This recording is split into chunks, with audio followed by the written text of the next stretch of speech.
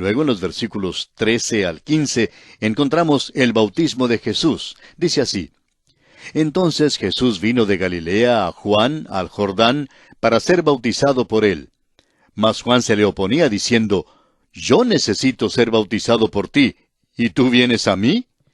Pero Jesús le respondió: Deja ahora, porque así conviene que cumplamos toda justicia. Entonces le dejó. Llegamos ahora a un incidente notable en la vida de nuestro Señor Jesucristo. Naturalmente preguntamos por qué Jesús fue bautizado, y vamos a dar algunas respuestas a esta pregunta. La razón principal se declara aquí mismo: porque así conviene que cumplamos toda justicia. Jesús se identifica completamente con el género humano pecaminoso. Fue contado con los pecadores, nos dice Isaías en el capítulo 53 de su profecía, versículo 12. Aquí tenemos a un rey que baja y se identifica con sus súbditos. Creemos pues que es claro que una de las razones para el bautismo del Señor Jesús era el identificarse con nosotros. Su bautismo también lo identificó con la muerte. Jesús no fue bautizado para darnos un ejemplo ni modelo. Cristo era santo, no necesitaba el arrepentimiento. Él es santo, inocente, sin mancha y apartado de los pecadores. Sin embargo, se identificó con la humanidad, con toda la raza del género humano, para que por la gracia de Dios gustase la muerte por todos. Jesús estaba refiriéndose a la muerte que habría de morir cuando dijo a Santiago y a Juan en el capítulo 20 de Mateo, versículo 22, ¿Podéis beber del vaso que yo he de beber y ser bautizados con el bautismo con que yo soy bautizado? Su muerte fue un bautismo, y entró en esa muerte por usted y por mí, amigo oyente. Su bautismo lo apartó para su oficio de sacerdote, porque el Espíritu Santo vino sobre él para este ministerio. Todo lo que hizo, lo hizo por el poder del Espíritu Santo. El apóstol Pablo en su segunda carta a los Corintios capítulo 5 versículo 21 nos dice: Al que no conoció pecado, por nosotros lo hizo pecado. Y no hay pecado en él, como lo dice el apóstol Juan en su primera carta capítulo 3 versículo 5.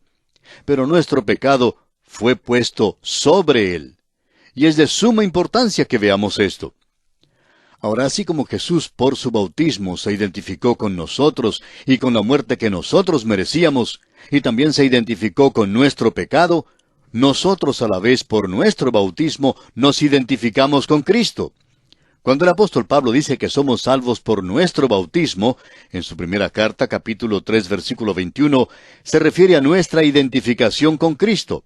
Somos bautizados en el Espíritu Santo a Cristo Jesús. Somos identificados con el Señor Jesucristo. Eso es lo que quiere decir ser salvo. Ciertamente creemos en el bautismo en el agua, para el que ya es creyente en Cristo Jesús. Así es como declaramos públicamente que hemos sido identificados con Cristo. Después que aceptamos a Cristo como nuestro Salvador personal, el bautismo es un deber, amigo oyente. Este tema del bautismo tenemos que sacarlo del plano del argumento y la discusión y elevarlo al nivel alto donde debe estar. La Biblia nos ordena ser bautizados para testificar que nos hemos declarado a favor de Cristo. Somos identificados con Él. Ahora, los versículos 16 y 17, los versículos finales de este capítulo 3 de Mateo, dicen: Y Jesús, después que fue bautizado, subió luego del agua.